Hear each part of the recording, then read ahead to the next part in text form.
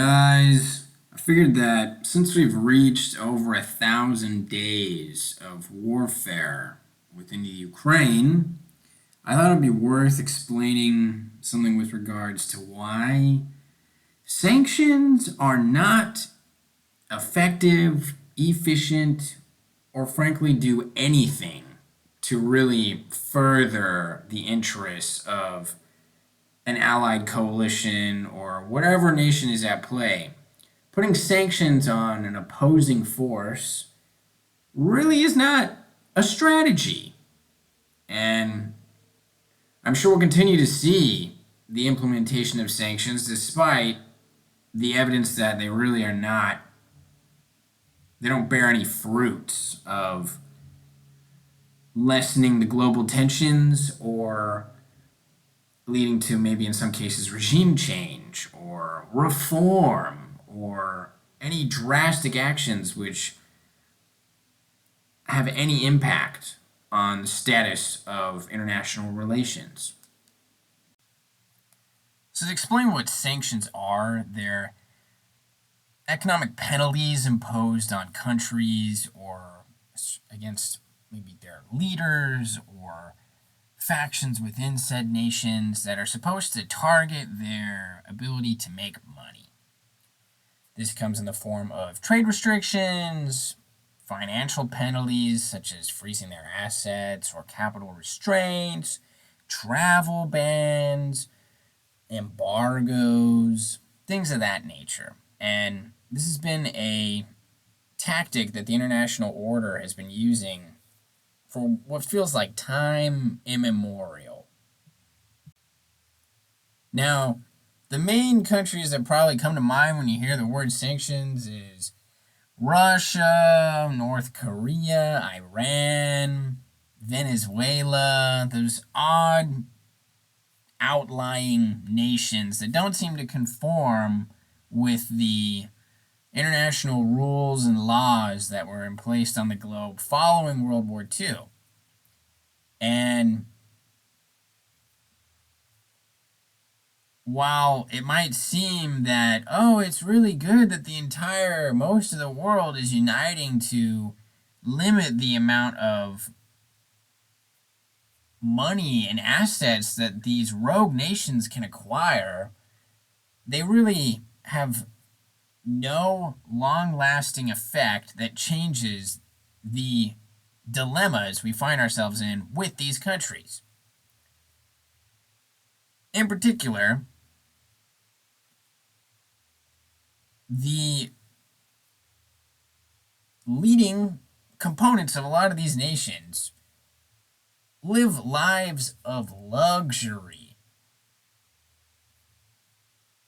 And there already is a tremendous wealth gap amongst even the nations that abide by the rules and laws and orders put together by the international coalition. Within some of these more rogue states that have become all the more isolated through sanctions, that wealth gap is leaps and bounds worse. So no matter what sanctions you throw at these folks, it's going to have no effect on their top leaders.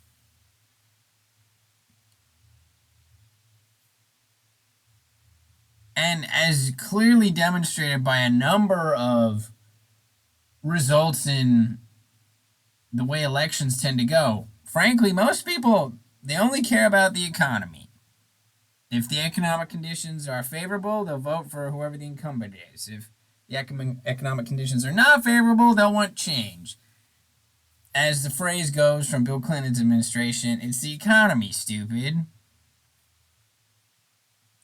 Well, whereas in democratic nations, if the economy's not doing too well, the electorate can pick a new party or a new leader. These authoritarian or even totalitarian regimes, they don't have elections. They don't have midterms, at least not real ones. And it's not as if, oh, the economic times are tough because of international sanctions. Well, I guess I'd better vote Putin out of office, or I better vote Kim Jong Un out of office. That's not an option for these nations. And in truth, the economic sanctions make the impoverished and the masses makes their lives even worse as a result, and frankly that is likely fueling their hatred towards the outside world, especially towards the United States, as we tend to be the nation that is leading in these sanction efforts. And the result is that the people become simply more dependent on the regime that's already in charge. Now they have no money. Now they have nowhere else to turn to. And then in the case of more than anything, probably North Korea, their totalitarian leadership is able to spin the sanctions in their favor and cater to the masses of their brainwashed population and say, look, the whole world is against us. Only I can save you. And if we the most clear as day evidence I can think of that goes to show how sanctions have little to no effect, in fact, they might just make things worse in the future, is with the case of Saddam's Iraq. Okay? Iraq was under sanction for over 10 years by the time Saddam was overthrown. Did the sanctions overthrow Saddam? No. In fact, they might have further consolidated his power because the people became all the more dependent on him because their economic status and their daily lives became terrible. And when U.S. troops did arrive 10 years too late, the previous sanctions that had been in place honestly probably made the occupation all the harder to manage.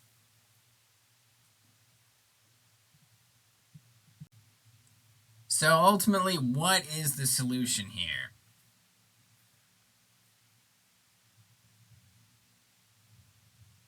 Honestly, I don't know.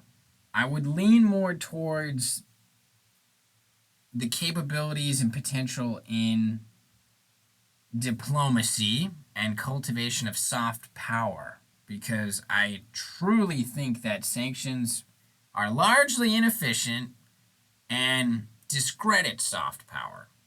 I think in the imperfect geopolitical globe that we find ourselves in, just cutting people off because we disagree with them and making the constituents of those nations their lives even worse through economic sanctions is probably not wise to further our interests. And we need a new strategy that will actually, it might cost us something. That's the thing. Sanctions are just a quick, easy fix, even though they don't really fix anything. We need to find something that's more, well, maybe costlier, might actually bring forth real results.